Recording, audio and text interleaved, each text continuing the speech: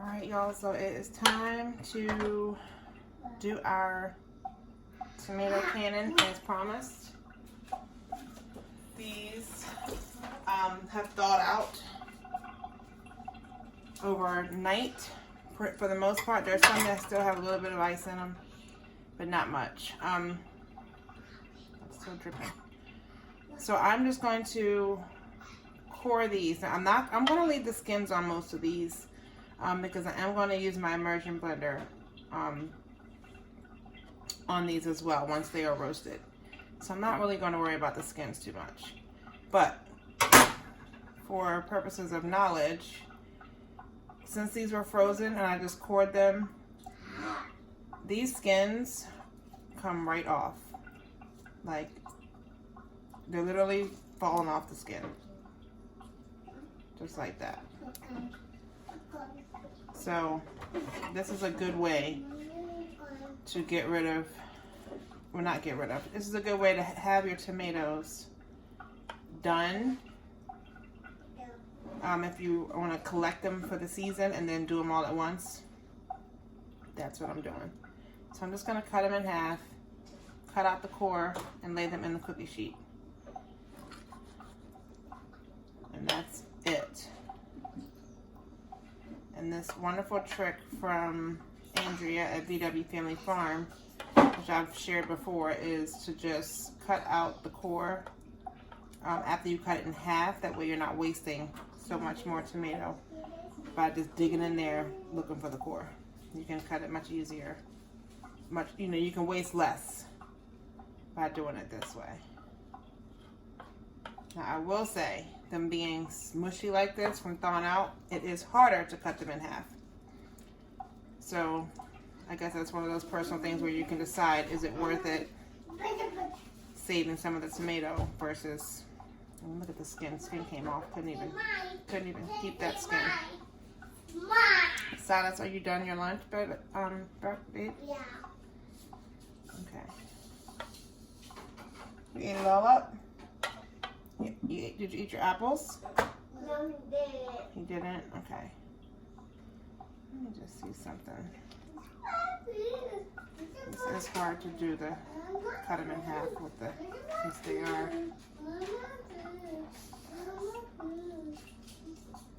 That's a little easier. I still gotta cut it in half. Cut it, pour it, whatever.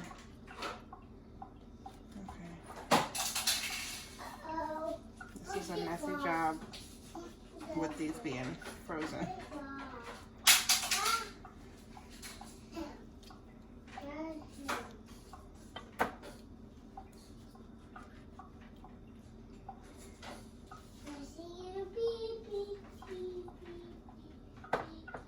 And just toss them in the cookie sheet.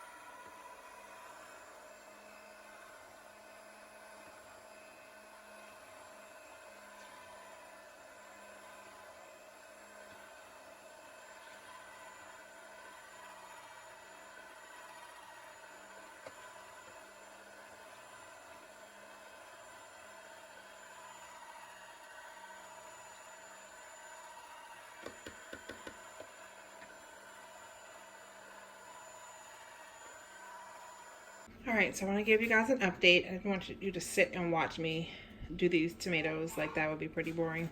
But, so, the things that are roasting, the first 2 trays that I did are done. I've taken them out of the oven and I just scooped them into this bowl. because remember, and these have the seeds and the skins on them. I'm going to put these through with an immersion blender. So that's what these are. These are roasted. They smell delicious. And I'm just going to put them in the bowl for now. So I showed you guys that since I froze my tomatoes, and most of them I did not core prior to freezing them, they get real mushy and soft when you thaw them out. So they were really hard to get the cores cut out.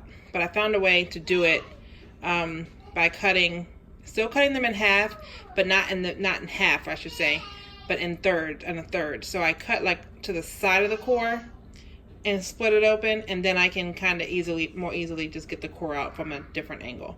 So that was fine, no big deal. But for me to not have much waste, those cores that I did cut out, because you're still going to cut out some of the extra stuff that you want to keep, even though you're cutting it in half. I am running these. You can see here's one that I cut out because there's still some meat on there. I am running these through my strainer. Here's another one. I cut this out. You can see the core. You can see where it's still attached, but there's still meat on there. So I'm running all of those through my strainer. That way I'm really wasting hardly anything, when it comes to what you have left of the tomato. So far, what I have strained, I put into this pot. Here's the next round. My hand off. Here's the next round that I'm doing right now, and this has those cores in there in this from the first batch. So that's what I'm doing with these. Am I out of this? This is pretty much done. So these cores, there's a few whole tomatoes in there, not many, but I'm gonna because they were just so small, I didn't want to waste time. Sorry about the babies. I didn't want to waste time cutting them up, so I just threw them in here. So I'm going to dump them in there. And I'm going to put them through the strainer so that we waste as little as possible. And then even this stuff that's coming through here, I've run this through 3 times because you'll get more of it each time you run it. There'll still be some in there. So I'm going to run that through after it's all done once. I'm going to run the seeds and the skin, run through again to make it 3 times. So this is the first time, so I'm going to run it through 2 more times. And when I'm done with it, what I have left from that, I will feed to the chickens. So again, no waste. That's the point, to not have any waste. So if you want to see how this is going again, I'm just going to go ahead and turn that on.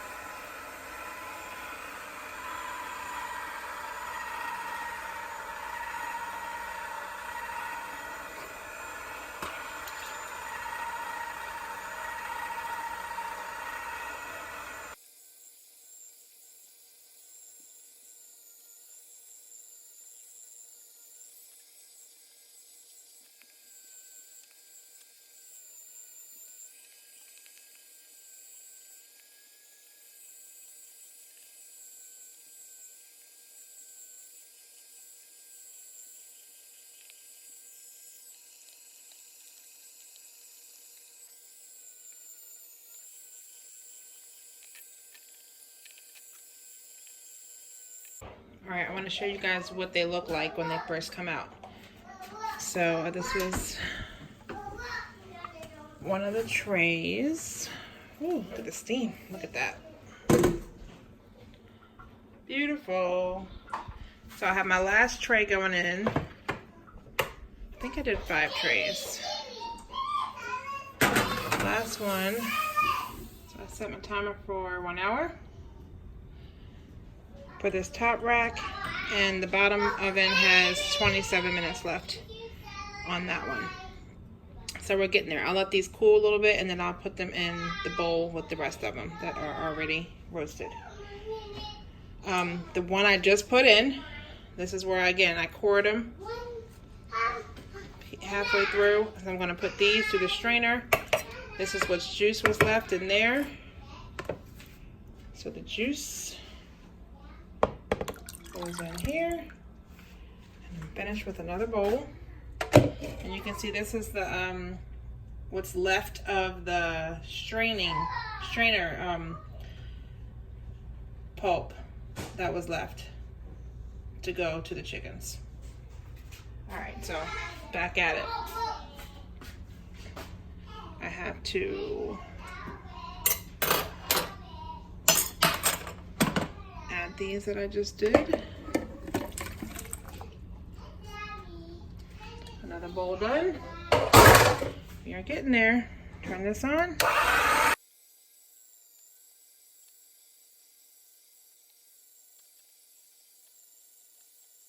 Oops, I started to pull it up before I remembered. I wanted to show you guys. So this is what it looks like when it comes out. It's got a little char on it. It's not burnt, just a little, literally just a little bit of char on it. So this is like really good. So I'm just scooping up. You see it's not sticking to the pans at all. It's just sliding right off.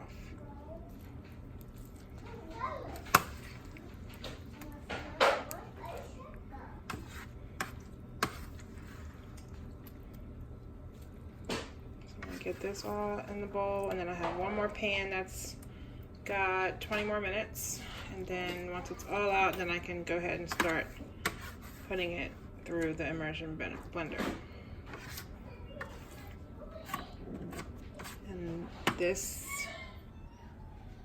And here's all the pulp that I put through the strainer.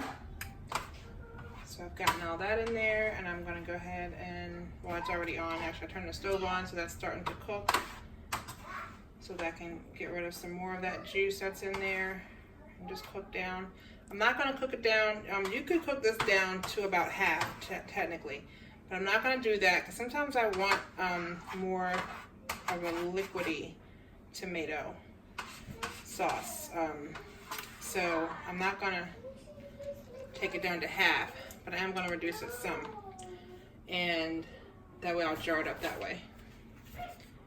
As you can see, this is like really good stuff in here.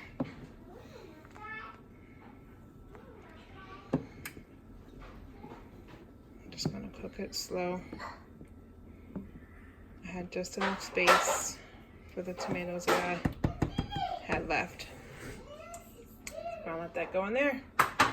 And I will bring you guys along for the next step, which will be getting the jars done, canning, and getting all that part fixed up. So here's all the yumminess that I'm going to be able to give to the chickens. They're going to love that. I'm going to set that aside and have that ready for them. All right, I just want to bring y'all back in for a minute. So in the canner, we have 6 quart jars of the Parade tomato juice sauce that I put through the strainer, and 1 quart of the roasted is in there. And here's the rest of the roasted on the stove, just keeping it hot so that when I put it in the jars, it'll be hot and ready to go. But you can see, if anyone has any wonders or doubts or whatever, roasting it first really starts you off the jump with a really thick sauce, where you really just start out with the meat instead of trying to have to cook it down to get this consistency. So going forward, we will definitely be using the roasting method. It just takes out that whole boiling down time, which is a long time if you're having to sit and keep your sauce on the stove for a long time. Now, normally I do season my stuff with, my garlic and my onions and the basil and all my seasonings. I usually cook it in here with it, but this time since I have all my dried herbs up there, is what I make my Italian seasoning mix. I'm gonna put it in the jar with it, but except the onions and garlic. I didn't do onions and garlic. I am going to do that when I go to cook it. I'll use that when I go to cook whatever meal I'm making. This go around. This is just so I can get it done a lot quicker, and it's not such a tedious process to get it done. It's definitely harder to get stuff done like this when you have little ones.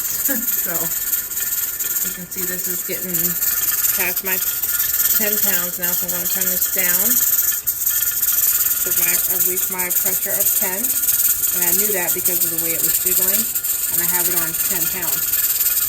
So that kind of let me know that it's time to go ahead and turn it down so I can maintain the 10 psi pressure on there. So for me to do that, I usually turn it down right between like the low and the 2 is usually what gets it for me. So once it's at 10 and it stays at 10, I get it kind of right where I want it, which is about now. I want to start my timer for 15 minutes.